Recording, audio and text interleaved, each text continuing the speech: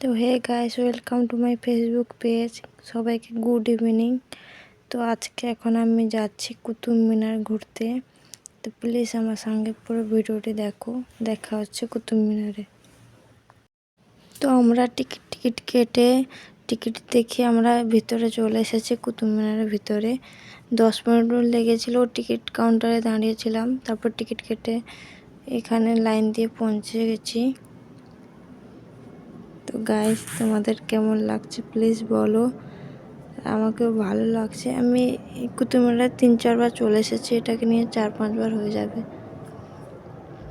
তো আমি এখানে পৌঁছে একটা ভিডিও বানিয়েছিলাম, গান গেয়েছিলাম।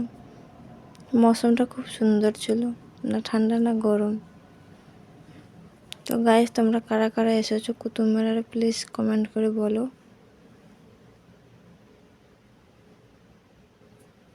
আমরা বিকেলবেলার মধ্যে আমরা চলে এসেছিলাম। রাত্রেবেলা যখন লাইট জ্বলে খুব সুন্দর লাগে দেখতে। ওই আকাশের উপরে কত পাখি উঠছে। এখানে অনেক কবর আছে, ওইখানে এদিকে ওইদিকে যেখানে তাকাবে কবরই কবর। এটা এইখানে সব থেকে বড় কবর, স্তম্ভটার ভিতরে। বিকেলের দিকে না আকাশের উপরে অনেক পাখি উঠছিল। ভিডিও বানাচ্ছিলাম, দেখতে খুব সুন্দর লাগছিল এখানে। আর পুরো পরিষ্কার মেঘ ছিল। আর এখানে ঘুরে ঘুরে আমরা তাড়াতাড়ি সন্ধ্যা হওয়ার আগেই চলে এসেছিলাম। ভিডিওটা আমি বেশি বড় বানাতে পারিনি। তো আজকে মতো এতটুকু, বাই, গুড নাইট।